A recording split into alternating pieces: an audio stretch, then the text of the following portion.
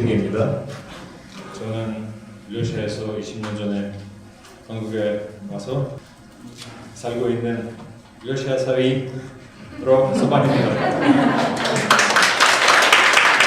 그리고 대화동의 고향 시민입니다. 네, 코로나로 많이 힘들지만 제 연주 들으시고 작은 위로가 잘 부탁드릴게요. 네. 첫 번째 곡은 비발디 중 4개 겨울이 와서 방금 들으신 곡은 차다시이었어요. 마지막으로 저는 무척 좋아하는 곡이면서 여러분께 잘 아시는 곡이 들려드릴게요. 고향시민 파이팅입니다. 감사합니다.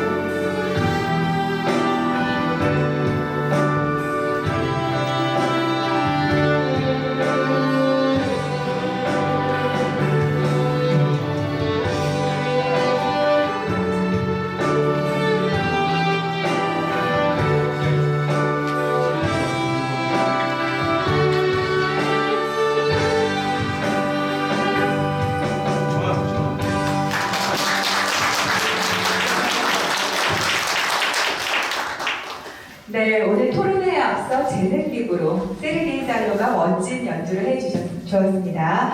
자, 이제 오늘 고향시장과 고향시민이 함께하는 온라인 타운 미팅을 시작하도록 하겠습니다. 포스트 코로나 시대를 맞이하여 이 힘든 시간을 보내고 있습니다. 이재준 시장님과 시민이 토론회를 통하여 돌봄과 나눔을 통해 108만 고향시민과 함께하는 행복한 도시 실현을 위한 포문을 열고자 합니다. 오늘 국민의례는 시간 관계상 생략하도록 하겠습니다. 이 시간은 고양시 사회복지협의회 회장님의 이창원님의 개회사가 있도록 하겠습니다. 큰 박수 부탁드립니다.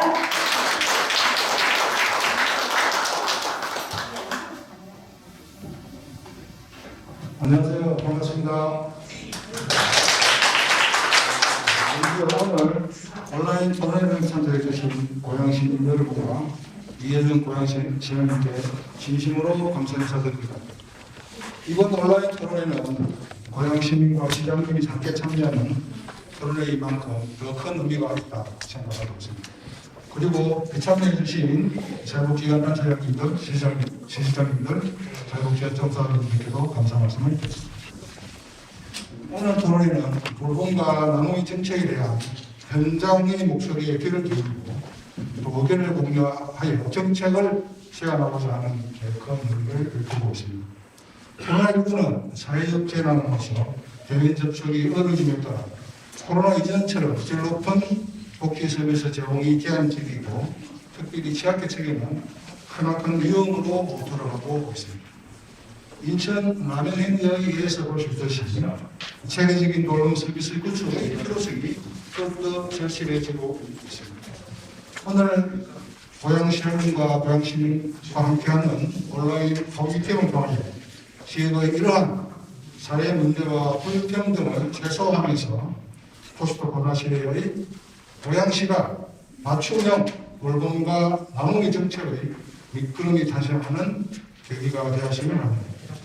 그래서 우리 고양시 사회복지협의회가 국제복지 공동체 과제를 이루는데 앞장 서겠습니다. 특별히 고양시 사회복지협의회 수석 회장님이신 보선 선생님과 우리 임원 여러분들께도 감사드리고 또 이스오케이 유재동 부사님 비롯한 본부장님 그간의 노고에도 감사드립니다. 또 준비에 많은 도움을 주신 복지관장님들 이 자리에서 다시 한번 감사 말씀을 드립니다. 고맙습니다. 네, 고양시 사회복지협의회 이창원 회장님의 개회 사연입니다. 자, 이 시간은요, 코로나19의 힘든 시기에 돌봄과 나눔을 통한 고양시의 모습을 영상으로 보시겠습니다. 뜻하지 않은 아픔을 겪어서 너무 앞만 보고 달렸던 거야. 이제 그 누구도 탓하지 말고 나의 부족함을 다시 생각해. 그래 다시 시작해보는 거야. 우린 해낼 수 있어. 다시 일어날 수 있어. 그래서 힘들었던 지난 시련도 우리 하나 되어 우린 하나 되어 우린 하나 되어 이겼어.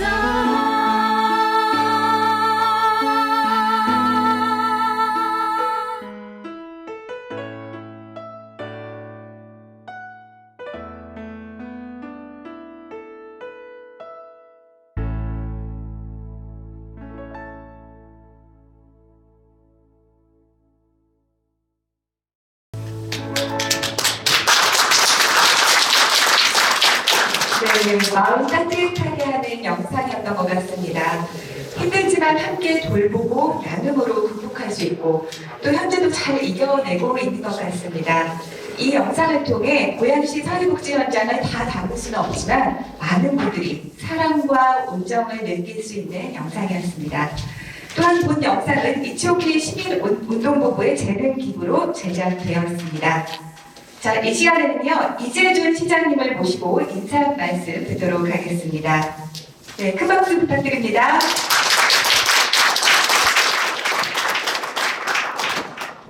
네, 고맙습니다. 인사말이 필요치 않은 것 같아요. 아까 그 영상도 그렇고, 그 사전 행사도 그 바이올린 연주도 그렇고, 이 인재교육 옆에 있는 그 11월 가을과 한가, 이 모든 것들이 오늘 우리가 하고자 했던 복지라는 마음을 다 담은 거 아닌가 이렇게 생각을 합니다. 올 초에 코로나19가 시작이 되어서 사실상 1년이라는 기간 동안을 우리는 상상하지 못했던 상황 속에서 맞이했습니다. 그리고 그것이 대변되는 것은 결국 문제는 멈추기라는 속에서 과연 어떻게 복지라는 문제로 전이를 할까라는 그런 주제를 남겨줬다고 생각합니다. 멈추기라는 것은 모든 사람한테 똑같은 기회를 주지 않습니다.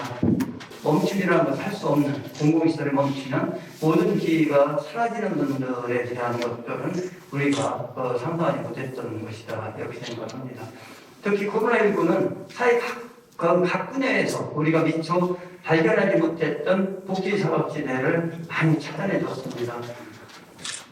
거리두기 운동 내지는 또 배달 서비스 이런 걸 통해서 많은 분들이 혜택을 받았지만 그 과정 속에서 배달종사원이 많이 목숨을 잃었고 또 쓸쓸하게 고시원 또 혹자는 혼자 사시다가 돌아가신 분들도 우리는 많이 접했습니다.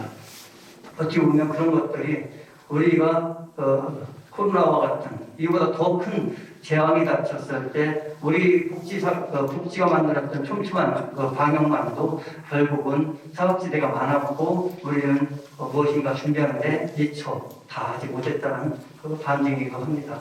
이제 오늘 이 좋은 자리에서 서로가 복지 문제를 어떻게 풀어갈 것인가, 그리고 이렇게 사회 공공성이 파괴됐을 때 어떻게 하면 복지사업제도를 없앨 수 있을까 함께 논의하는 자리가 되는 것 같습니다. 오늘 좋은 토론 깊이 경청하고 저도 참여하면서 우리 시민들이 내는 아이디어나 정책 제안들을 적극적으로 수용하도록 하겠습니다.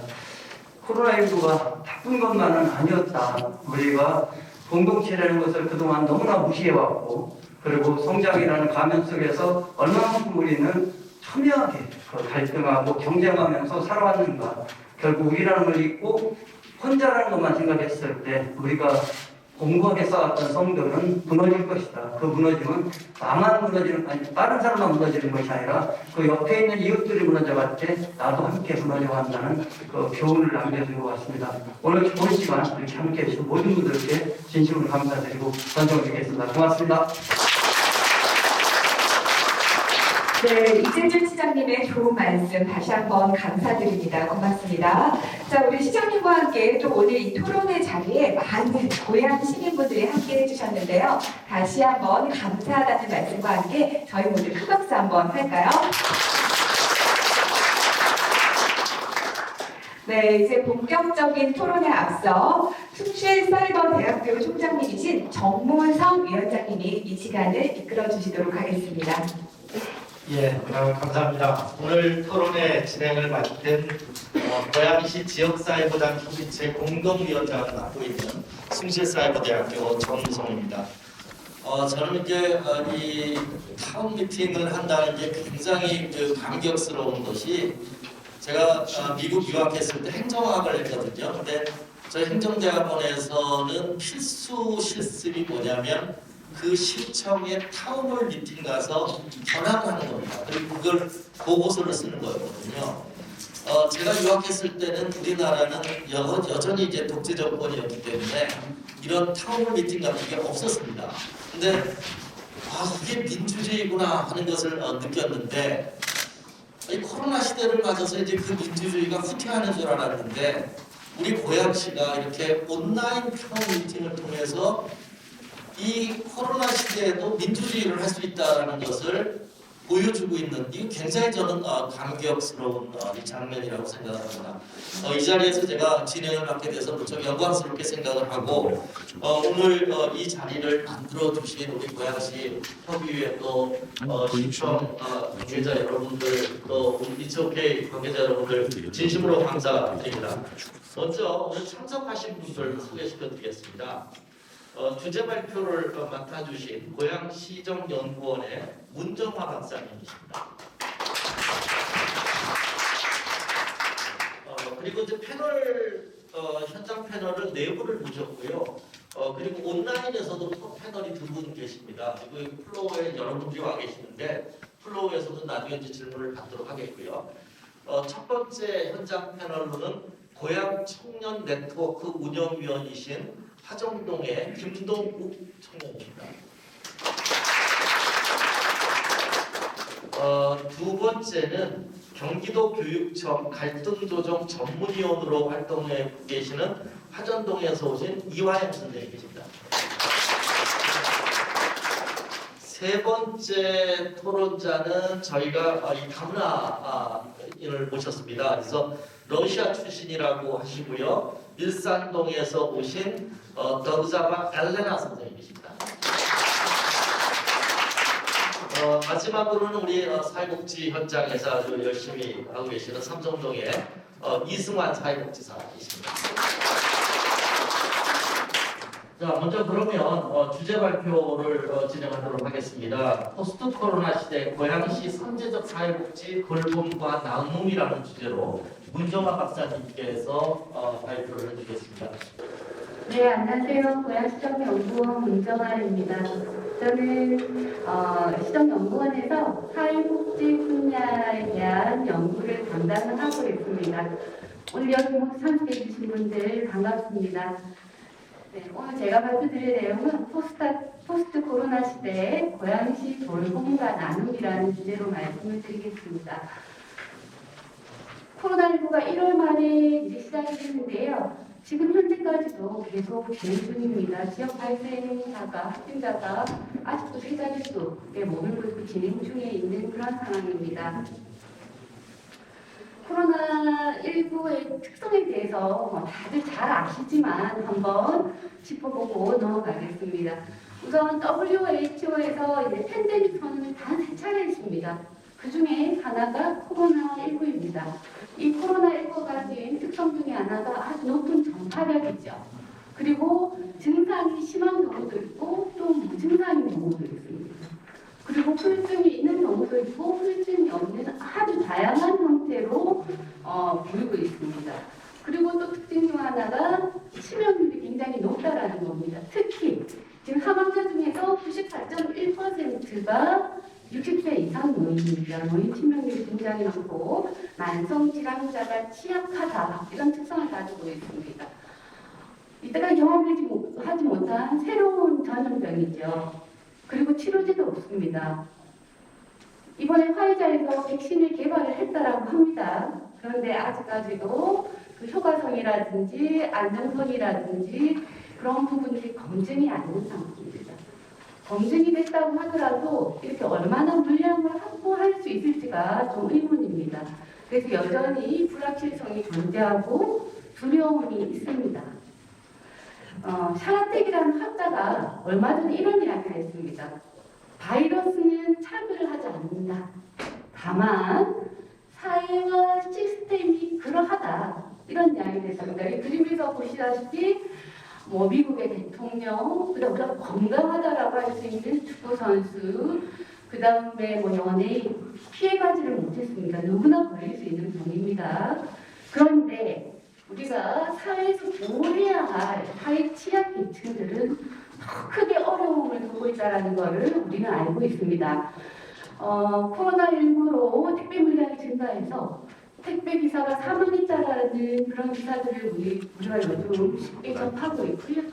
그 다음에 이제 코로나19 장기화로 가정 내 아동, 노인, 학대 위험이 있다라는 기사도 볼 수 있습니다.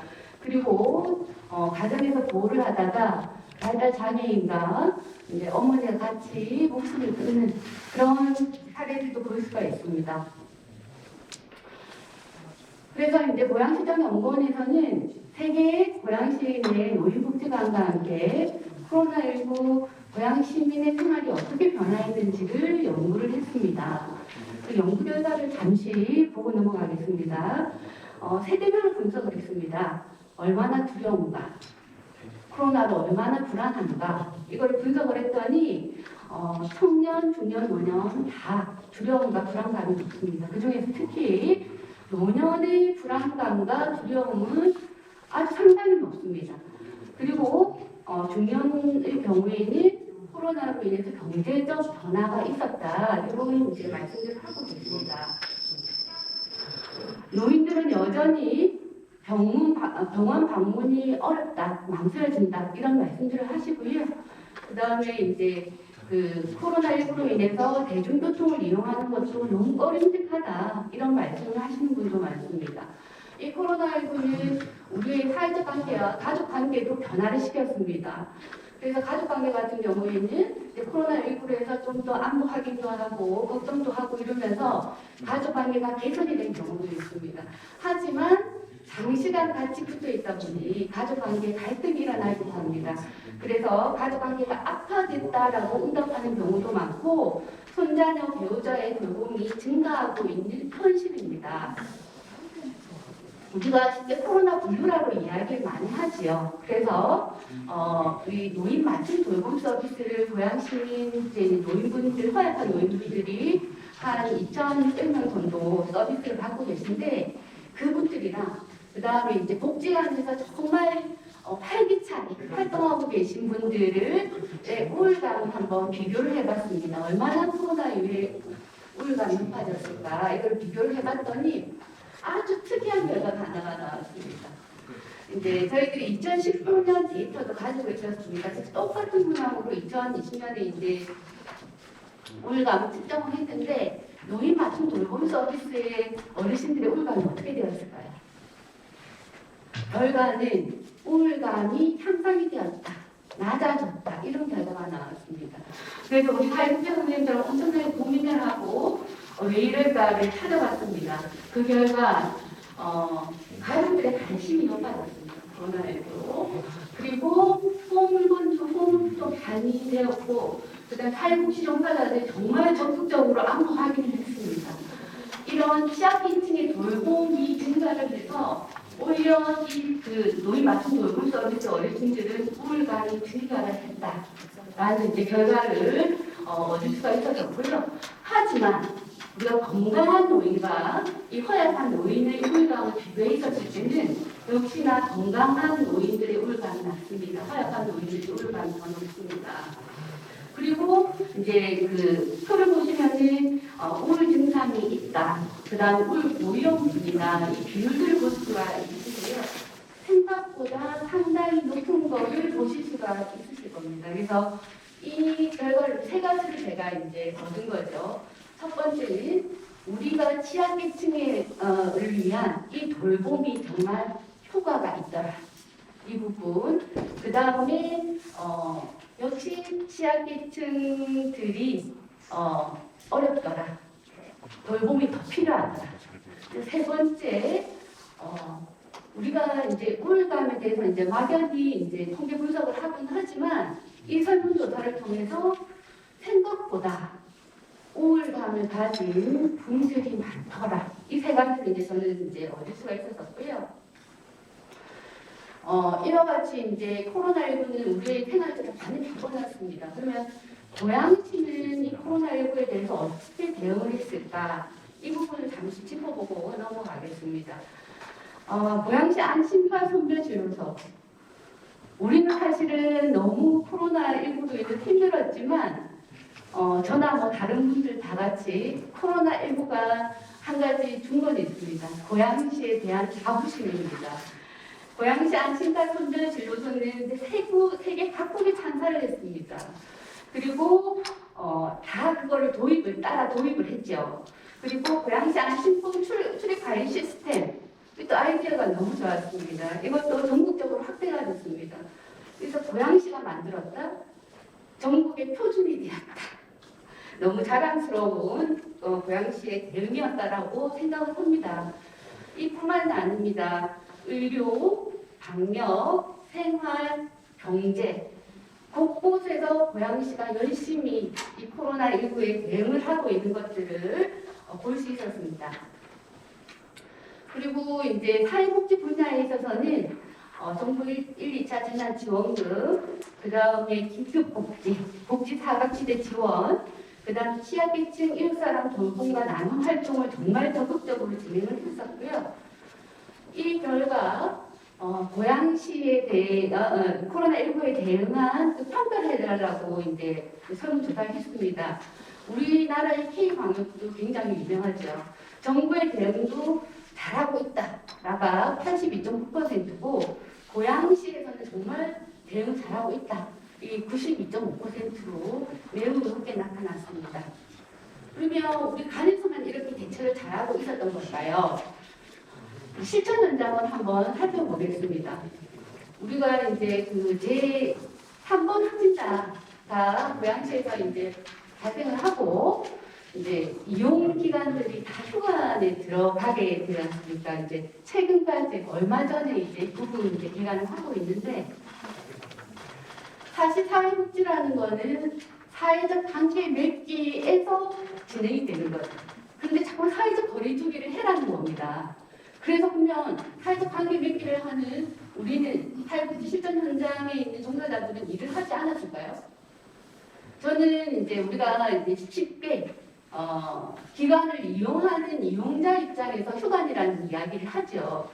그런데 휴관이라는 표현이 적절치 않다라고 생각을 합니다. 사실 사회복지 종사자들은 너무나 힘든 시기를 보냈습니다. 이분들과 직접 대면을 할 수 없지만 다양한 콘텐츠를 활용을 해서 온라인 소통을 시도를 했습니다. 사실 이 영상들을 제가 각기가는 영상들을 보면서 정말 감동적이었었거든요. 그리고 정말 재주가 많으시다 그 생각을 했었습니다. 그리고 자원봉사자들이 활동을 못했기 때문에 이제 그 사회복지 종사자들이 모든 일을 다 해야 했습니다. 반찬부터 만들고 배달까지 하고 엄청난 일들을 진행을 하고 있고요. 그리고 안보 확인을 집중적으로 진행을 하는 등 사회복지 현장은 휴관이 아니었고 상태로 엄청나게 열심히 돌아가고 있었습니다. 그러면 우리 시민사회는 어땠을까요? 우리 시민사회에서도 대표적인 잊지 없기 시민운동 캠페인이 벌어졌습니다. 이 다른 어느 지자체에서 벌어지지 않은 그런 시민운동이죠. 그래서 107만 고양시민, 107개 시민단체가 107억을 모금을 목표로 해서 열심히 코로나 극복을 운동을 위한 모금 활동을 진행했습니다. 그리고 현재 진행 중에 있습니다. 이뿐만이 아니라 그 노인 일자리 사업단, 주민자치, 그리고 각각 개인의 후원자들이 열심히 시민운동을 해서 나눔을 베풀고 있었습니다. 지금까지 이제 코로나19에서 그 다음에 사회복지 현장, 그다음 시민이 어떻게 우리가 지금 열심히 노력을 하고 있는지를 봤습니다. 그래서 포스트 코로나 시대에 우리 사회복지 쪽에서는 어떻게 대응을 해야 할까를 조금 제가 정리를 해봤는데요. 우선 코로나19로 인한 두려움과 불안, 이 부분에 대해서 적극적인 심리 지원이 필요할 것 같습니다. 그리고 돌봄이 필요한 취약계층과 아까도 이제 보셨다시피 우울 자살 고위험군들이 많습니다. 이분들을 위한 안전망을 구축을 해야 될 것 같고요. 그 다음에 이 코로나19를 이제 거치면서 저는 이제 애들을 키우고 있는데 이 학교를 안 가니까 점심 먹기를 굉장히 힘들더라고요. 그런데 뭐 다르게 어려운 분들이 많으니 제 힘듦은 어떻게 말도 할 수 없는 그런 상황이었습니다. 그래서 이 식사 서비스에 대한 중요성을 다시 한 번 더 노인분들도 그렇고 다시 한 번 더 깨달았습니다. 노인 및 맞벌이 부부 가정 아동을 위한 지역 밀착 영양 체계를 좀 우리가 구축을 해야겠다 이런 말씀을 좀 드리고요. 그 다음에 우리가 그 돌봄 사각지대를 이제 발굴을 하기 위해서 우리 한 800명 가까운 지역사회, 동지역사회 보장 협의체 위원님들이 열심히 활동을 하고 계십니다. 이분들뿐만이 아니라 전체 이제 시민이 지역사회 연대를 강화해서 돌봄 공백이 발생하지 않도록 하는 방안들에 대한 고민들이 더 필요할 것 같습니다. 그리고 코로나19로 인해서 기존의 클라이언트 대상이었던 소득 건강 중심 플러스 이제는 정서 사회적 욕구를 가진 대상까지 우리가 폭넓게 그 대상으로 포함을 해야 된다라는 말씀을 드리고요. 더불어서 지금까지 말씀드린 이 돌봄 서비스와 사례 관리 이 부분들이 굉장히 중요한 부분입니다. 그래서 이 부분을 위해서 공조직 확대와 세분화도 좀 필요하다라는 말씀을 드립니다. 그리고 코로나19가 우리의 기준들을 많이 바꿔놨죠. 노멀 시대라고 합니다. 이 시대에 맞춰서 사회복지 현장 대응이 필요할 것 같습니다. 사회복지 현장에서 이때까지 비대면 서비스는 없었습니다. 이제 앞으로는 비대면 서비스가 많아질 것입니다. 지금도 진행 중에 있고요. 이 비대면 서비스 확대에 따른 사회복지 실천 기술들의 강화가, 역량 강화가 필요합니다. 디지털 역량 강화가 필요하고요. 그 다음에 이제 디지털 접근성이 낮은 소외계층을 위한 그런 환경 지원도 필요하고, 효과적인 비대면 스마트 기기를 활용한 헬스케어 제공 체계를 구축하는 것도 필요할 것이라 생각이 듭니다. 그리고 실천 현장 특성을 고려한 간염병에 대한 체계적인 매뉴얼도 제작이 필요하고요. 아까 시장님께서 말씀하셨던 클라이언트뿐만 아니라 서비스 제공자들의 그 안전도 우리가 생각을 할 수 있는 있어야 될 것 같습니다. 그리고 이제 전례가 없었습니다. 이 코로나19 여기에 이제 코로나19에 대응을 하면서 사회복지의 새로운 실천 경험들을 하셨을 것 같습니다. 이 실천 경험들을 다 수집을 해서 실천 기술들을 축적하는 그런 것들을 지금 진행을 해야 될 때라고 생각을 합니다. 마지막으로 나눔 문화 확산이 너무 중요합니다. 시민들이 참여해서 잊지 않게 시민운동과 같은 이 시민 주도의 나눔 운동이 확산이 될 수 있도록 이것들을 지원하는 민간 조직도 마련이 되면 좋겠다라는 생각을 해봅니다. 예, 이상으로 발표 마치겠습니다. 감사합니다. 네, 감사합니다. 코로나 시대에 우리 고양시가 실제적으로 사회적 대응을 많이 했는데, 고양시가 시작하면 전국이 따라하고 또 세계가 칭송하면서 벤치마킹하는 이 모습, 참 고양 시민으로서 굉장히 뿌듯하고 자랑스러운 그런 결과가 아닌가 싶습니다. 우리 이런 고양시를 만들어 주신 우리 고양시장님을 비롯해서 관계자 여러분들, 또 이게 사회복지 관계자분들도 지금 플로어에 많이 나와 있는데, 다 같이 박수로서 우리의 그 좋은 소식을 만들어 하겠습니다. 예, 이렇게 좋은 발제해 주셨고요. 이제 저희가 현장 패널 4분을 모셨습니다. 그래서 이제 각측에서 현장에서 어떻게 이 코로나 시대를 느끼고 있는지 좀 말씀을 해주시면 좋겠습니다. 먼저 고양 청년 네트워크의 김동욱 위원님 말씀해 주시고요. 네, 안녕하세요. 저는 고양시에서 청년기본조례 제정 활동을 했었던 김동욱이라고 하고요. 고양시 청년기본조례는 고양시의 청년 단체들 8개 단체가 모여서 네트워크 활동을 통해서 만들어졌고, 초기에 고양시에 있는 청년들 대상으로 실태 조사를 했었고요. 그때 이제 시장님께서도 사실 오셔서 고양시 청년들 상태가 어떠한지 실태 조사에 근거한 이야기를 들려주셨는데요. 제가 오늘 사실 드리고 싶은 말씀 중에 하나가, 이제 코로나19 이후에 청년들의 삶이 어떻게 변했는지에 대해서 아까 무인 실태 조사가 나오긴 했었는데요. 청년들에 대한 조사는 사실 전무한 상태입니다. 기본적으로 언론에서는 코로나 블루라는 걸 언급하면서 청년들 자살률, 특히 20대 청년 여성들 자살률이 높아지고 있다는 얘기를 하고 계신데요. 고양시에 살고 있는 청년들은 실제로 지금 어떤 상황에 처해 있는지에 대해서 실태 조사가 없다 보니까, 고양시의 청년 기본조례에 근거해서 정책을 제안할 수 있는 기구인 청년정책 협의체 안에 구성원들도 청년들을 위해서 해야 될 수 있는 정책이 무엇인지에 대해서 자기 주장과 자기 경험 말고 근거할 수 있는 어떤 근거치가 없는 거죠. 그래서 그런 부분에 있어서 정책 제안 기구에서의 활동이 상당히 제약적이다라는 부분이 있었고요. 그런 의미에서 실태 조사를 좀 했으면 좋겠다는 생각이 들고요. 그 이슈가 특히 이제 코로나19라는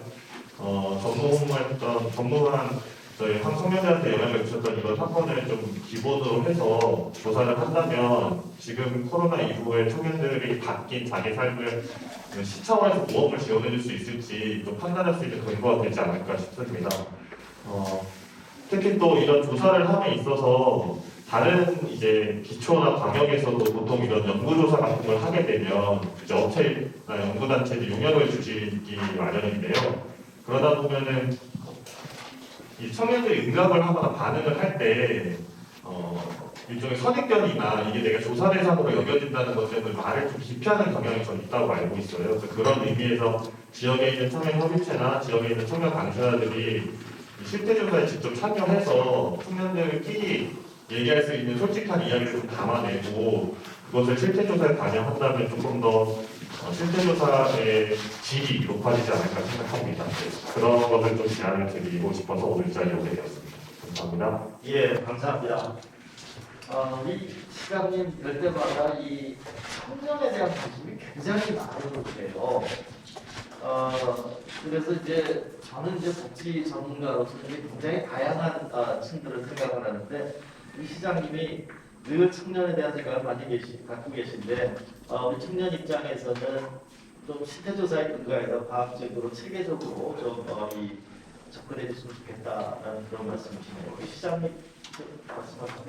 예, 고양시도 청년 정책에 대해서 구상들을 하고 있는데, 이 청년의 대상을 어떻게 규정하기가 좀 애매합니다. 왜냐하면 너무 편차가 커요. 그래서 특정하기가 어려워서 이걸 저희도 청년을 좀 더 체계적으로 연구하기 위해서 이제 조직 개편안에 이제 청년 담당관, 청년 정책 담당관을 아예 별도로 신설을 하는데, 그래서 이제 각 산재 여러 가지 부서에 산재대 한 군데서 모으긴 합니다. 이 청년들이 이제 특히 지금같이 비대면 국면 속에서는 청년들의 끼가 우리 기성세대나 지금 일반적으로 취업하고 있는 사람들과 다른 직업에 어떻게 보면 더 좋은 아이디어를 갖고 계신 분들이 많습니다. 그래서 거기서 사업들이 많이 없고 그러는데, 그런 부분이 있는 반면에 정말 그러한 것과 동떨어진 분들 거의 기회가 없는, 이래서 이 청년 10대를 고양시 좀 적극적으로 좀 해봐야 되겠다는 생각이 들고, 그래도 고양시에서는 지금 청년 창업에 대한 지원을 많이 하고 있습니다. 그래서 그것이 많은 분들한테 기회를 드릴 거라고 생각을 하는데, 저희가 200억 가까이를 청년 창업 지원금을 저희가 드립니다. 그래서 우리가 20억을 투자해서 200억과 신용을 이제 10대까지 준비해서 한 개인이 5천만 원까지 빌려서 이제 창업을 할 수 있게끔 하고, 그리고 이제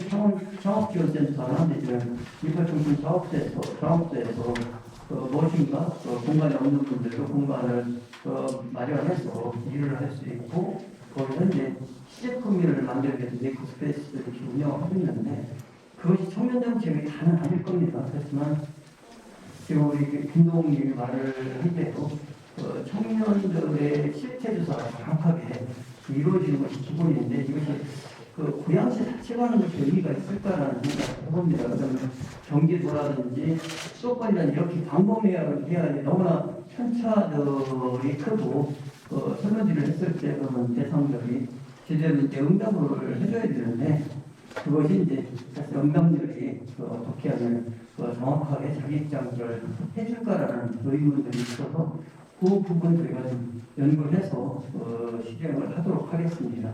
네, 맞습니다. 예, 감사합니다. 아주 시원하게 저희가 이 실태조사 하시겠다고 말씀하셨고요. 실제로 고양시가 이 청년 지원 program이 많이 있습니다. 그런데 또 청년 정책 담당관까지 주시겠다고 하니까 앞으로 우리 고양시 청년 여러분들 많이 기대하셔도 될 것 같습니다.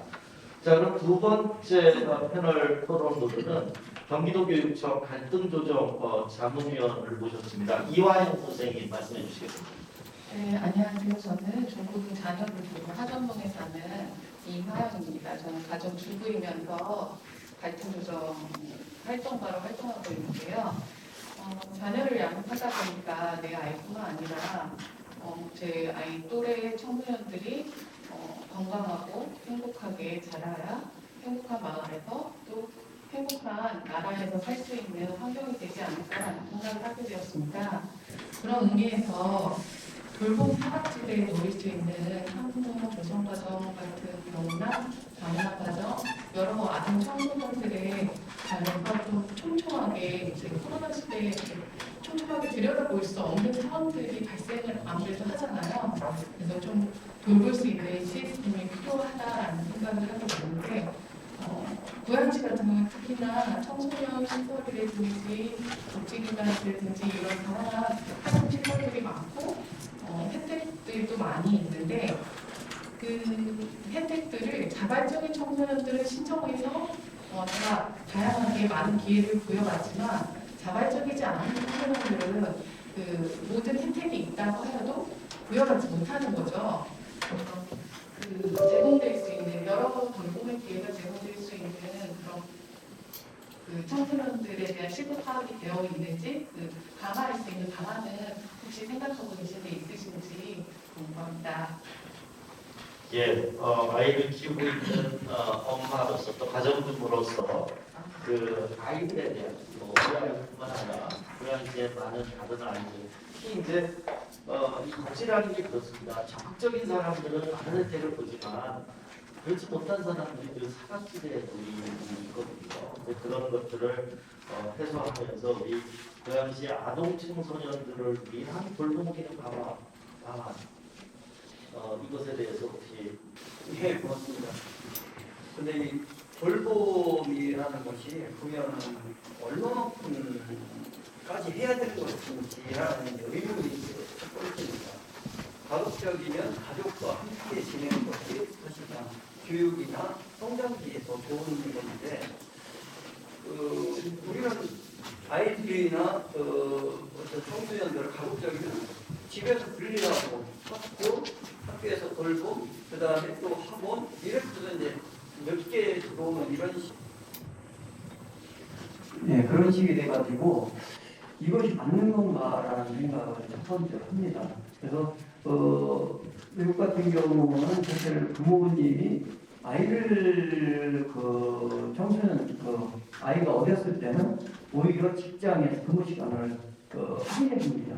그래서 기본적으로 학교 끝나는 3시면 퇴근을 해서 아이를 보게끔 하는 것이 정당한 육아라고 이렇게 하는데 우리는 오히려 그걸 다 이제 원주민돌봄센터, 보육과정, 이렇게 어린이집 이런 데로 이제 전환하게 되면서 그런 근본적인 질문에서 우리는 하나 이제 문제를 해결되는 숙제를 안고 갑니다. 그렇지만 또 지금 현실에서 벌어지는 일에 대해서는 아이 같은 경우는 교육센터에서 이제 아이들을 돌보게 되고 그 다음에 이제 청소년지원센터에서 이제 문제점들을 해결하는데 그 과정 속에서 고양시는 원주민돌봄센터를 최근에 역에 두 군데다가 설치를 하고 있습니다. 하나는 단연역, 하나는 행신역. 그래서 출근하면서 여기 이제 7시에 출근하게 되잖아요. 그러면 그 7시부터 9시까지 거기 맡겨놓으면 거기에서 이제 아이를 케어하고 있다가 아이가 다니는 그 어린이들 유치원을 이제 차가 와서 이제 태우고 가는 거죠. 그리고 아이를 태우고 가서 이제 그 유치원 어린이가 끝나면 다시 거기다 데려다 주면 그러면 이제 부모님이 찾아가게 애를 데리고 가게끔 이렇게 하는데 이런 과정들하고 또 하나는 학교에 원주민돌봄센터가 생기게 되어 있습니다. 근데 이 과정이 정당한가는 얘기예요, 기본적으로. 그렇지만 현실적으로는 그러한 맞벌이나 내지는 혼자 이렇게 한국 가정이나 이런 분들을 위해서 저희가 그런 정책을 펴고 있습니다. 그리고 정책 확대에서 공교육 쪽으로 저희가 가고 있습니다. 그래서 아까 말씀드린 두 군데 전철역에 있는 것도 저희 시가 운영하는 거고 지금 민간 어린이집도 저희가 올해 22개인가요? 그걸 다 준공공용 어린이집으로 경기도에서 최초로 저희가 바꿨습니다. 그래서 이것을 민간한테 영역에 자꾸 맡기는 것이 아니라 어떻게 보면 공공이 조금 더 지원해드리고 대신에 안전성이나 아이들을 케어하는데 최선을 다해달라는 이런 주문을 드리고 있다는 말씀을 드리겠습니다. 예, 감사합니다. 돌봄에 있어서 특히 이제 아동 돌봄에 있어서 우리 고양시가 아마 다른 지자체보다 공공돌봄 상당히 앞서 있는 것으로 알고 있어요. 저도 아이들을 이 고양시에서 이렇게 키워봤습니다만 정말 다행히 시도시에 살다 보니까 이 찾기를 안 건너고 학교 다닐 수 있는 이런 환경들이 너무 아주 좋았거든요.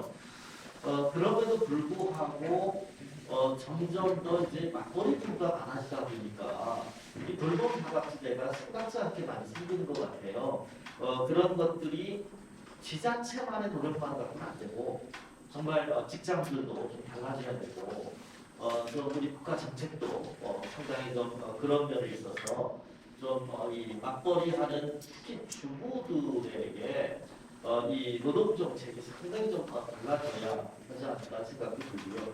뭐 우리 그 시장님이 보면 이 젊은이들 또 이 아동 청소년들에 대해서는 정말 어느 지자체 장소나 관심을 많이 갖고 있고 정책을 펴고 있는 것으로 알고 있습니다. 그럼에도 불구하고 저희가 공공 돌봄 시스템을 더 강화시키겠다는 그런 말씀을 해주셨습니다. 자, 그럼 세 번째로 이번에는 좀 우리 고양시에 다문화 가정들도 많이 살고 있거든요. 그래서 이제 외국에서 오신 분을 한번 모셔봤습니다. 더그자바 엘레나 씨입니다. 러시아에서 오셨습니다. 예, 말씀해 주시죠.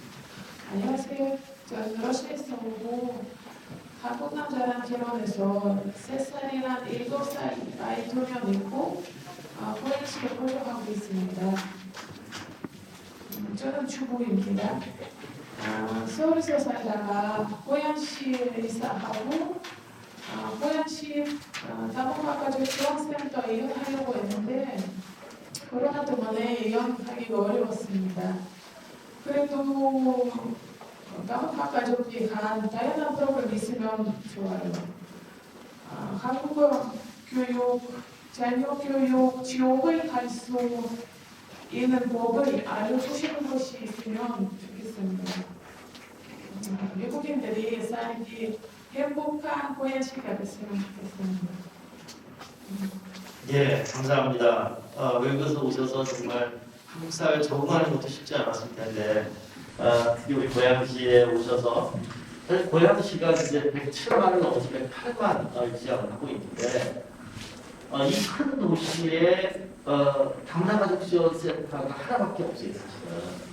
그것도 다른 데 비해서 규모도 굉장히 작은. 그래서 아마 외국인들로서는 이제 불편한 점도 상당히 많이 있을 것 같은데 이런 프로그램들 이런 것들을 좀 더 지원해줬으면 좋겠다라는 그런 의견이신데 최근에 우리 시장님께서 이 다문화 관련해서도 뭐 이렇게 포럼에 참여하시고 또 정책 발표도 하시고 굉장히 많은 의지를 보여주셔서 정말 이 외국인들의 삶이 좀 고양시 이것에 대해서 어떤 비전을 혹시 갖고 계신지도 좀 말씀해 주시면 좋겠습니다. 예, 사실 그 다문화라는 말이 어떻게 보면 없어져야 되는 말인가? 그러면 이미 우리나라에 외국에서 오셔서 거주하고 있는 분들이 150만, 200만 정도 되거든요. 그래서 이분들에 대해서 우리가 다문화라고 해서 다른 이름으로 불려지는 것은 맞지 않지 않느냐 이런 생각이 우선 듭니다. 다문화 지원센터에서 일이 프로그램 이런 것이 부족한지 모르겠지만 저희들이 경기도에 제가 만들어 놓은 것인지 5개 국어로 언제든지 상담되는 그게 있습니다. 부족한 게 아마 의사소통이나 이런 것들이 정확하게 표현되지 않아서 이제 프로그램이나 이런 거 못하는 것 같은데 그런 부분들에 대해서는 저희가 좀 서비스할 수 있도록 하고 꼭 필요한 교육 과정이나 이런 게 있으면 저희들이 그걸 하도록 하겠습니다. 개설을. 그리고 저희가 아이들을 이제 다문화 가정들에서 아이들 취향에 대해서 되게 어려워하세요. 그런 것도 멘토링 사업을 저희가 하고 있습니다. 그래서 어떻게 상담하고 선생님하고 만났을 때 같이 가서 만나서 이렇게 멘토링 사업을 하고 있고 또 이제 외국에서 오신 분들이 어려워할까봐 저희가 도서관에 외국어로 된 책 코너를 별도로 마련했습니다. 그러니까 5개 저희 나라에 제일 많이 사시는 고양시 제일 많이 거주하시는 외국인들 해가지고 코너를 만들어서 일본이고 중국이고 그런데 그런 나오는 책들을 거기다가 소가에 한 코너를 비치해서 언제든지 고국에서 나오는 고국에서 오는 월간지나 책들을 볼 수 있도록 이렇게 설치해놨습니다. 저희한테 연락을 주시면 부족한 것에 대해서 저희가 멘토링 지원 사업을 통해서 필요한 우리가 할 수 있는 일들을 최대한 서비스하겠다 말씀을 드리겠습니다. 예, 감사합니다. 아마 중계를 혹은 나중에 유튜브로 보시는 고양시에 사시는 외국인들 계시면 이 다문화 가족 지원 센터를 통해서 여러 가지 많은 신청을 해주시면 시장님께서 적극적으로 도와주시겠다는 말씀해 주셨습니다. 사실 저도 이제 이 유학 갔다 와서 이 고양시로 오게 된 이유가 자연환경이 너무 좋지 않습니까? 우리 고양시가. 그래서 외국에서 살던 그것이 서울은 정말 답답해서 못 살았고 이 고양시가 너무 좋아서 왔거든요. 그래서 아마도 이제 그런 좋은 자연환경에서 사시던 그런 외국인 분들이 언제 살겠냐고 이렇게 선택을 한다면 고양시를 다시 선택을 할 것 같아요. 그래서 우리 고양시가 외국인들도 살기 좋은 그런 고양시가 되도록 함께 노력해 갔으면 좋겠습니다. 자, 네 번째 패널 분은 사회복지사로서 현재 이 코로나 복을 위해서 정말 열심히 활동하고 계신 분입니다. 이승환 사회복지사의 마이크를 드리겠습니다. 네, 안녕하세요. 저는 문정부 종합사회복지관에서 근무하고 있는 이승환 사회복지사라고 합니다.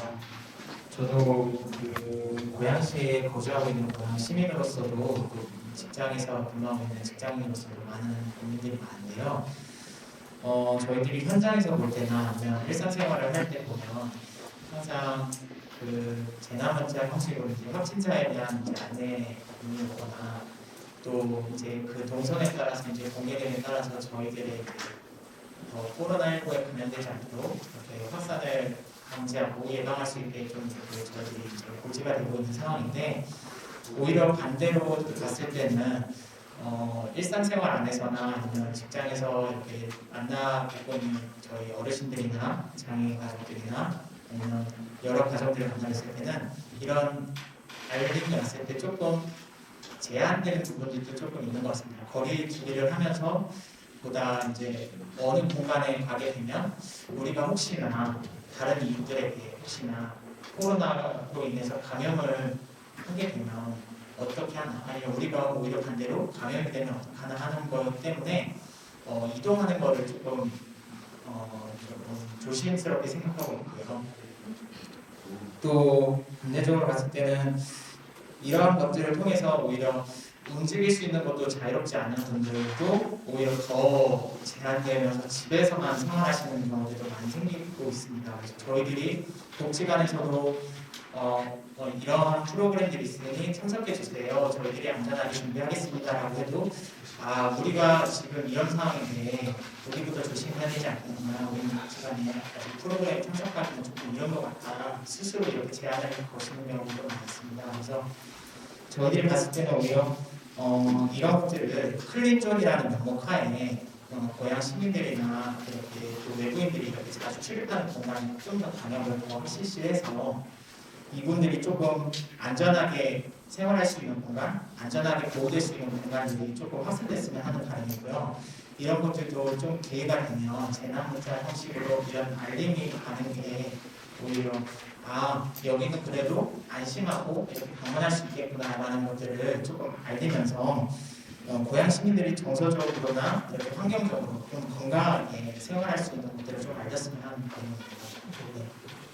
예, 이 코로나로 인해서 사실은 서비스를 주로 제한된 공간에서를 많이 주었는데 이제는 그게 어려워지면서 좀 더 지역사회로 나가는 프로그램들을 많이 우리 사회복지기관들에서 하고 계시더라고요. 그렇지만 좀 더 이것이 많은 사람들이 참여할 수 있도록 클린존이라는 것을 좀 형성을 해서 개방된 공간에서 많은 분들이 좀 서비스를 받게 해주셨으면 좋겠다라는 이제 그런 말씀이십니다. 이것도 하나의 제안인 것 같습니다. 시장님 어떻게 생각하십니까? 예, 고맙습니다. 코로나 과정 속에서 저희가 제일 중요하게 생각했던 것이 몇 가지가 있습니다. 그 중에 이동 동선을 어떻게 할 것인가라는 거였거든요. 사실 이동 동선을 밝힌다는 것이 거의 의미가 없습니다. 왜 그러냐면 기본적으로 거기 어떤 확진한 자가 판정을 받아요. 그럼 판정받기 3일 전서부터 거기를 왔다 갔다 하는 사람들을 이제 체크하는데 사실 그렇게 하고 소독 다 하고 그 다음에 이제 문자가 가는 건데 그렇게 되면 3, 4일이 지납니다. 그러면 이미 우리는 CCTV가 잘 돼 있고 거의 다 90% 이상이 이제 신용카드라기 때문에 다 사람을 찾아요. 그래서 밀접 접촉자인 경우에는 저희가 이제 검체 받으세요 문자를 보내드리는데 그 나머지 분들은 사실 받을 필요 없거든요. 그래서 문자를 보내드리는 것은 CCTV나 이런 것이 없어서 누가 왔다 갔는지 모를 경우는 사실 저희가 다 발송합니다. 그런데 이것이 이제 소리 피해자들이 나오게 되는 거죠. 아무 문제가 없고 밀접 접촉도 안 하는데 예를 들면 이제 커피숍에서 테이크아웃을 해봐도 그 집을 공개하는 공개 경쟁들이 막 됐던 거죠. 그래서 그런 것들이 이제는 법적으로 완비가 되죠. 연령대 남자 여자도 공개를 못하도록 되어 있습니다 지금.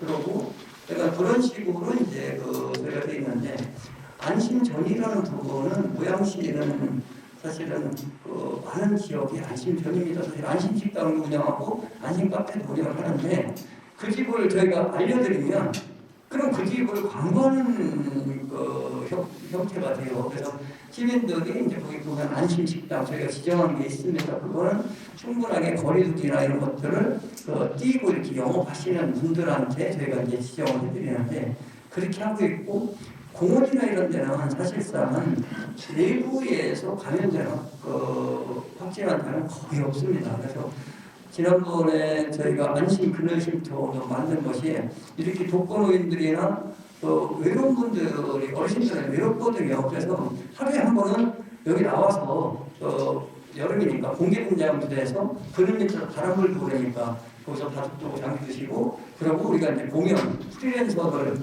이제 예술 공연 쪽에 올해 공연이 하나도 없잖아요. 프리랜서를 대치해서 공연을 통해서 사실 심리적 프로그램을 예방했던 건데 그런 쪽으로 진행을 해왔습니다. 그리고 이제 지금 마지막으로 하나 더 말씀드리면 식당들이 촘촘하게 의자들을 놨잖아요.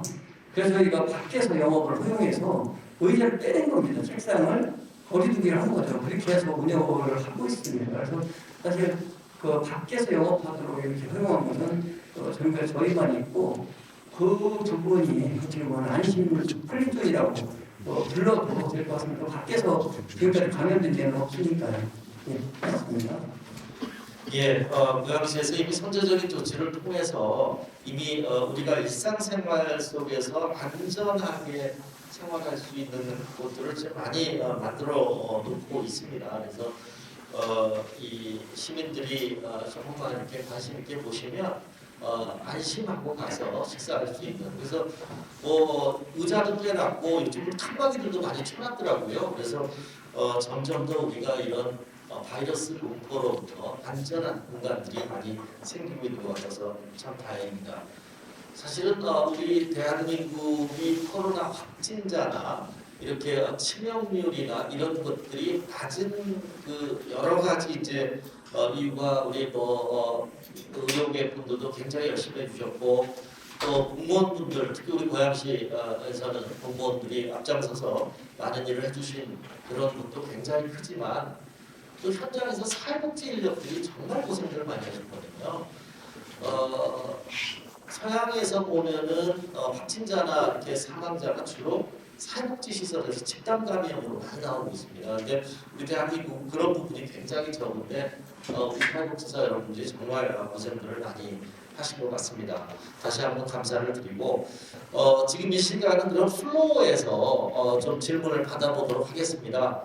플로어에 여러 분들이 나와 계십니다. 물론 이제 거리를 이렇게 두고 앉아 계신데 혹시 플로어에서 오늘 이 패널 이런 토론을 보고 궁금하신 점 있으시거나 건의하고 싶으신 게 있으시면 손들어서 표해주시면 좋겠습니다. 예, 먼저 자기 이 소속과 성함을 좀 말씀해 주시고. 네, 안녕하세요. 저는 그 원단마을 행복학습관을 운영하고 있는 백미영이라고 합니다. 저는 그 학습관 운영 외에도 이제 대한가수협회 고향 지부를 맡고 있었는데 가수들의 사각지대도 상당히 심각하거든요. 최근에는 이제 시장님이 예술은행이라는 공모를 통해서 예술인들을 지원했었는데요. 코로나19가 주는 거는 4차 산업을 대비하라는 경고가 아닐까 하는 생각도 들어요. 앞으로는 마을 공동체의 역할이 굉장히 중요하지 않을까 하는 생각도 들어요. 사회복지사들이 많은 그 지역에서 활동하면서 역할을 많이 하고 있긴 하지만 이제는 마을에서 내 주변 사람들을 돌보고 나눔을 가져야 되지 않을까 하는 생각도 들고요. 그래서 공공에다만 맡길 게 아니라 우리 오늘 주최를 해주신 사회복지협회 같은 민간단체에서 다른 시민 단체하고 같이 좀 더 시민운동을 확산해 가면 어떨까 하는 그런 생각을 해봅니다. 앞으로 마을 공동체 활동이 지금은 대면을 하지 못하기 때문에 굉장히 위기라고 생각했었는데 이게 하나의 기회가 아닐까. 그래서 마을 공동체를 좀 확산할 필요가 있다 그런 생각을 합니다.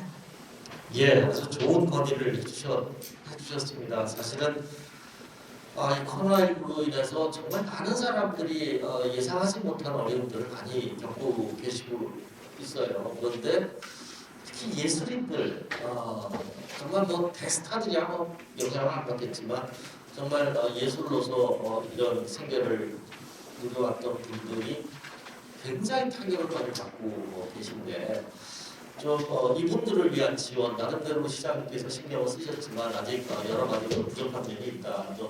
또 이런 상황에서 시민들이 좀 공동체를 형성을 해서 서로 십시일반으로 돕는 그런 이 기회들이 많았으면 좋겠다는 제안을 해주셨습니다. 우리 시장님도 또 격려의 말씀을 해주시죠. 예, 고맙습니다. 올해 제일 어려웠던 파트가 아마 예술문학의 겁니다. 그래서 고양시는 예산을 삭감하지 않고 고양 예술제를 고양 온라인 예술제로 전환했습니다. 그래서 예산 책정된 예산을 다 지원을 하고 그걸 갖다가 온라인으로 송출을 하게 된 거죠. 그리고 예술가 200분한테 저희가 예술은행을 해서 내년도에 이런 프로그램을 해보고 싶다 하는 분들을 선정을 해가지고 200분을 저희가 지원을 해드린 바가 있습니다. 사실 이렇게 모두가 멈추는 상황이면 다른 부분이 이제 동시에 연계되어서 생업에 영향을 미치는 행위들을 못하게 됩니다. 그 부분에 대해서 시는 지속적으로 관심을 갖고 있고 또 이러한으로 우리 시민단체에 모여서 이쪽에 운동 같은 걸 해주셨는데 너무나 좋은 일이라고 생각합니다. 그래서 이것이 지역의 사회 복지 협의체나 이런데 그다음에 고양시가 함께 할 수 있으면 더 좋겠고요. 뭐니 해도 위기 시기에 공동체가 살아야 됩니다.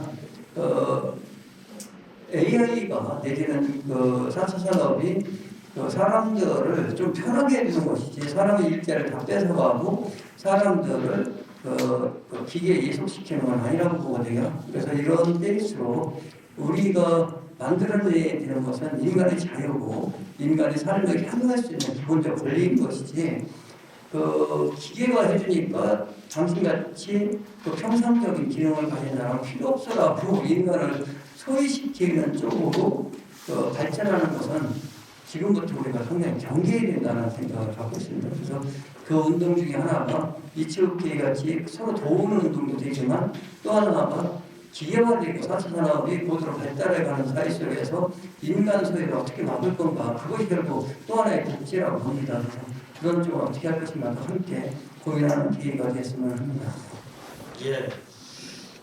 이 코로나19도 코로나19지만 지금 말씀하신 것처럼 4차 산업혁명 시대를 맞이해서 인간이 오히려 이 기계로부터 IT로부터 소외되는 이런 현상들 이거는 지금 아까 플로어에서도 말씀해 주신 시장님도 말씀해 주셨지만 우리가 공동체를 통해서 이 소외로부터 이겨낼 수 있거든요. 그래서 이런 노력들을 우리가 함께 해나가는 그런 지혜를 좀 우리 시민단체들도 좀 잘 살려주시고 시에서도 이제 그러한 지원들이 좀 잘 이루어져서 사실 이 위기가 민관이 협력을 해서 이런 위기들을 잘 극복해 나갈 수 있을 거라고 생각합니다.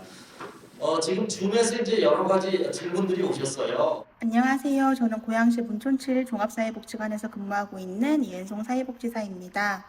저는 현장에서 느꼈던 점을 말씀드리려고 이 자리에 나왔는데요.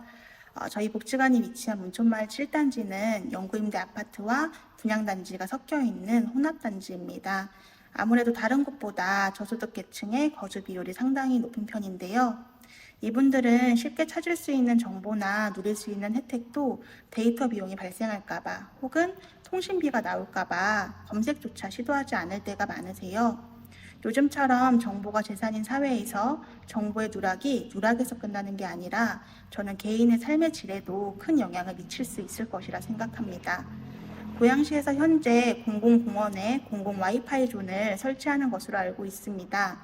그렇다면 이렇게 저소득 밀집 지역에도 이들의 통신 기본권 보장을 위해서 공공 와이파이 존 설치나 스마트화 교육 추진 계획이 있으신지가 궁금합니다.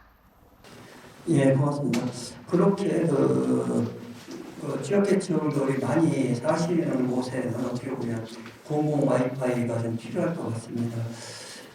이것은 시의 문제라기보다는 저는 국가의 문제라고 봅니다. 지금 과연 쓰는 데이터가 정당한 것인지 너무나 불평등하게 왜곡된 구조로 가격 형성이 되어 있고 저 같은 경우도 저한테 허용된 데이터를 절반도 못 쓰거든요. 이 남는 데이터가 다른 사람이 쓸 수가 있어야 되는데 가격이 그렇지 않다는 거죠. 그 가격이 일례를 들면 단위가 세분화돼야 되는데 단위가 세분화되지를 않았어요. 이렇게 취해가는 통리는 정보 격차가 아니라 정보 횡포입니다. 그래서 이것에 대해서는 지난번 국감 때도 여러 가지 얘기가 나왔지만 다분히 통신사가 이용량에 따라서 균등 가격 구간들을 설정해야지 이렇게 기본 요금해놓고 기본 요금 가지고 데이터가 너무 좋아서 한 달만 넘어가면 2만 원, 3만 원이 올라가는 이런 가격 구조를 어떻게 대한민국 민주정부가 허용하고 있는 건지에 대해서 저는 의문이 많이 듭니다. 그렇지만 또 현실적으로 저희가 할 수 있는 부분을 하기 위해서 이번에도 중고등학생들 데이터비를 지원하는 것을 이렇게 해봤었는데 그것도 여러 가지 문제가 있어서 선거법상 문제가 있어서 안 된다고 합니다. 그래서 이거는 저희가 정책에서 취소를 하지만 결국은 그렇게 가도록 시나 이런 쪽에서 활용을 하고 그리고 저는 이 데이터 남는 것을 내가 남은 것을 누구한테 기부하겠다고 하면 그것을 당연히 그 통신사는 누구한테 줘야 되는 것이 맞다. 그래서 데이터에 대한 양도 양수를 자유롭게 해서 이렇게 매칭을 통하면 충분히 우리가 내는 돈의 절반만 갖고도 모든 사람이 특별한 경우 아니면 데이터를 다 충분하게 활용할 수 있다고 생각합니다. 그런 어떤 방향 쪽에서 정책 개선이 이루어지도록 저희도 정부에 건의하고 시가 통신사들하고도 좀 협의를 하겠습니다. 그렇지만 지역계층들이 많이 계신 곳에는 우선적으로 공공 와이파이가 절대적으로 필요하다고 하고 그런 요구가 있으면 그런 지역에 설계를 하도록 하겠습니다. 네, 고맙습니다. 예, 감사합니다.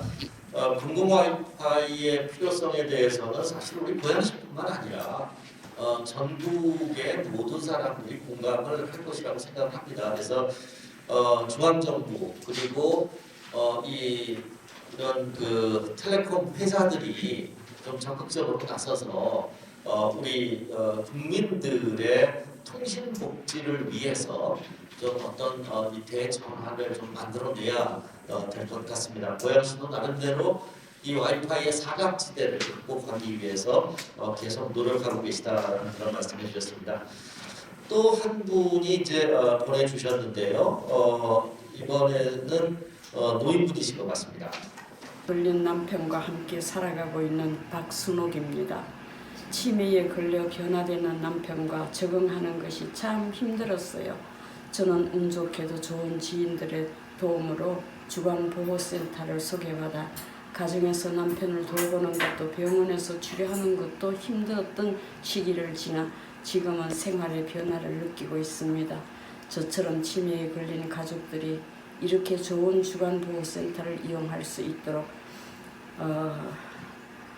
시 차원의 적극적인 홍보를 해주시기를 바랍니다. 치매 할아버지를 모시고 살아가는 게 참 힘들었는데 그래도 정부에서 배려를 해줘서 참 삶의 질이 참 행복한데 그거는 가보니까 많은 사람들이 또 괴로움을 당하고 있더라고. 얼마나 힘들겠어요. 그래서 이게 많이 홍보가 돼가지고 받는 사람이나 하는 사람이나 좀 힘들지 않고 즐겁게 삶의 질이 더 좋아졌으면 좋겠어요. 참 홍보가 더 막 활발하게 됐으면 참 좋을 것 같아요. 예, 고맙습니다. 저희가 치매 관련해서는 고양시가 선제적으로 대응을 했다고 봅니다. 우선 70세 넘으신 분들은 다 평생 한 번씩 그 치매 조기 검진을 받을 수 있도록 했습니다. 그래서 이것은 지금까지도 고양시 한 번만 하는 건데 누구나 70이 되면 아무데나 가서 치매 조기 검진을 받아서 이상 유무를 파악하고 이상이 있다면 약물을 치료를 해서 치매가 더 진전되는 것을 막을 수가 있도록 이렇게 하는 제도입니다. 또 하나는 이제 치매 환자분들이 이제 다니시다가 길을 잃잖아요. 그래서 저희가 꽃가심이라는 그 제도를 채택을 했습니다. 그래서 치매 걸린 분들이 제일 잊어먹지 않는 게 신발이랍니다. 그래서 뭐 손에 뭐 팔찌도 뭐 이렇게 해드리고 있는데 이런 것들은 다 손을 씻겨낼 때 빼놓고 이렇게 해서 찾지 못한답니다. 그래서 신을 해서 200분한테 저희가 나눠드렸는데 그분들은 어딜 가시면 집에서 설정에는 우리 동네 뭐 이렇게 구역을 정해놓은 그 구역을 벗어나게 되면 이제 삐삐 울려서 이제 인근에 있는 파출소에 나와서 어르신들로 가세요. 그런지 안전한 곳으로 가세요. 집으로 가세요. 이렇게 안내드리는 제도입니다. 그렇지만 이것이 이제 그 통신비가 많이 들어가고 예산이 많이 들어가니까 이제 일단은 저희가 200분한테만 서비스를 제공해드리고 있습니다. 좀 전에 말씀하신 치매 기반보호센터를 저희가 3개 운영하고 있는데 좀 더 때린다는 생각을 해봅니다. 하지만 저희가 운영하고 있는 시설들에 대한 홍보는 적극적으로 저희가 하겠습니다.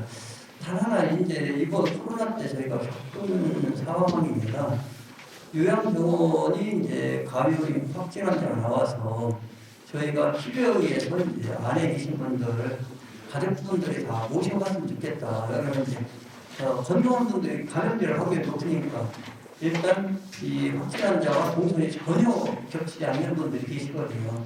그러면 전부 다 2빈실로 저희가 배치를 하게 되면 그분들을 빨리 확산을 방지하고 모든 분들을 안전하게 이렇게 모실 수가 있는데 근데 새 요양원에서 단 한 분도 가족이 모셔가지 않았습니다. 그래서 저는 주간보호센터라는 기능은 되게 좋아합니다. 그렇지만 이렇게 요양병원에서 몇 년씩 한 분도 모셔가지도 않고 이렇게 장기적으로 요양병원을 활용하시는 것은 이게 과연 사람이 살아가는 사회일까라는 또 의문도 가져봅니다. 그래서 이거에 대해서도 정책적으로 뭔가 발전을 해야 된다. 그래서 저는 1년 내내 하는 것들은 사실상 문제가 있다. 요양병원을 이용하면 다른 분들도 이용해야 되니까 공간이 생겨야 되잖아요. 그렇다면 최대 뭐 1년에 9개월 이렇게 해서 가족들하고 내가 버려지거나 외로운 것이 아니라 나도 가족 구성으로 있는데 잠시 치료받으러 온 거야. 이렇게 느끼게끔 해주는 것이 인간다운 삶 아닐까라는 어떤 근본적인 질문을 요새 저한테 던지고 있습니다. 그래서 이번 코로나가 가르쳐준 여러 가지 가족 해체라든지 인간성의 어떤 상실이라든지 이런 것들이 사실 우리가 간과하고 지나가고 있습니다. 그렇지만 본질적인 문제를 지금 집중해서 치료 방법, 회복 방법을 찾아야 될 게 아닌가 이렇게 생각을 합니다. 네, 고맙습니다. 예, 감사합니다. 저는 그냥 단순히 어떤 이 시설이나 프로그램 이런 것만 좀 생각을 했었는데 아주 근본적으로 어떤 인간에 대한 효에 대한 가정에 대한 철학적인 것까지 굉장히 깊이 있는 이 생각이 있으신 시장님을 다시 한번 새롭게 발견하게 돼서 저는 굉장히 기쁩니다. 사실은 치매 시장님 말씀하셨지만 요양병원에 맡기면 가족들 입장에서는 안 데려가고 싶지요. 쉽지 않습니다. 사실은 데려가서 또 가정이 온통 난리가 나는 그런 거 경험하고 싶지 않습니다. 그렇지만 정말 우리가 치매를 피할 수도 없고 치매 노인이 있으면 가능하면 가족 가운데, 가정에서 아니면 지역사회가 보호하는 체계를 만드는 것 이것이 가장 이상적이고 가장 휴머니즘적인 거거든요. 그래서 그런 말씀을 우리 시장님께서 해주신 것에 대해서 저는 정말 고맙고 깊이 있는 그런 이 생각을 참 많이 하신 시장님이다라는 생각을 합니다. 그래서 일본에서 보면 아마 여러분들이 TV에서는 또 나왔었는데 치매 어르신들이 서빙하는 식당이 있습니다. 거기 가면 경증의 치매 어르신들이 서빙을 해요. 근데 그분들이 주문을 받아갖고 자꾸 잊어버려요.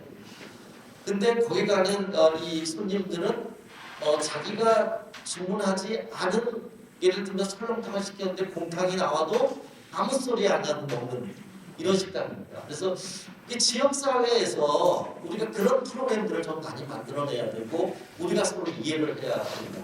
그리고 일본에서는 그 시니어 스트릿이라고 해서 치매 어르신들이 이렇게 걸어다니면서 늘 이렇게 건강도 유지할 수 있는 그런 안전한 그런 스트릿도 있는데 우리 고양시도 한번 그런 거를 만들어봤으면 하는 그런 바람도 있고, 아까 꽃가시 정말 아주 굉장히 좋은 프로그램인 것 같습니다. 진짜 좀 그것도 사실은 통신회사들이 좀 더 적극적으로 사회공헌 차원에서 좀 지원을 해서 우리 치매 노인을 모시고 있는 그런 가족들이 어르신을 좀 가정에서 그리고 지역사회에서 함께 이렇게 모실 수 있는 그런 상황들을 많이 만들어 줬으면 하는 그런 바람도 있습니다. 다시 한번 오늘 이렇게 이 현장에서 우리 발표도 너무 좋았고 또 현장에서 이렇게 패널 토론도 해주시고 또 이 플로어에서도 질문도 해주시고 또 줌을 통해서도 우리가 이렇게 토론을 잘 진행할 수 있게 해주셔서 감사드립니다. 그럼 끝으로 우리 시장님께서 마무리 인사를 먼저 해주시는 것으로 일단 이 토론을 마치도록하겠습니다. 예, 고맙습니다. 인간은 어떤 상황이 오면 그 상황을 극복하고 또 다른 어떤 세상을 만들어 갑니다. 그리고 거기서 문제가 생겼을 때 또 우리가 갈등하고 또 토론하면서 헤쳐나가는 것이 인간 아닌가 이렇게 생각합니다.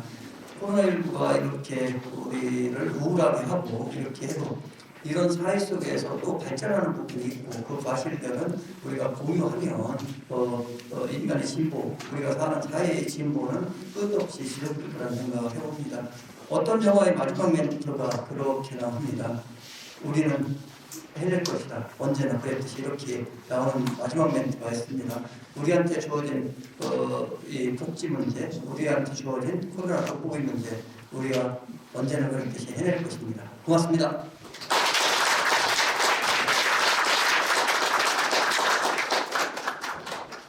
네, 1시간 30분 동안 고양시장님과 고양시민이 다양하게 참여하는 토론회를 마쳤습니다.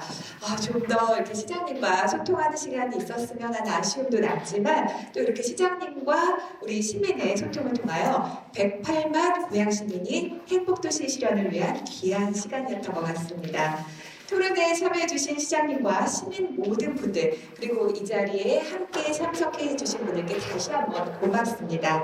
끝까지 자리에 참석해주신 분들 모두 감사 인사드리고요. 저는 지금까지 아나운서 신희재였습니다. 고맙습니다.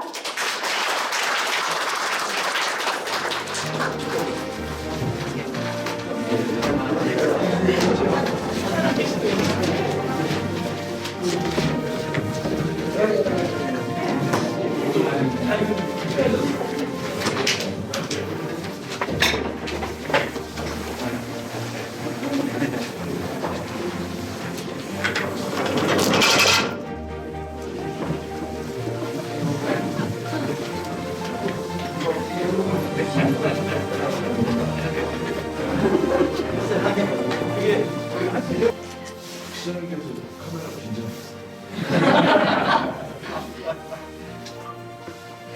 아까 동영상 잘못했더라고요. 예, 지금 그렇게 얘기해요. 혹시 시청자 후보를 하나 좀 올려주시죠. 네.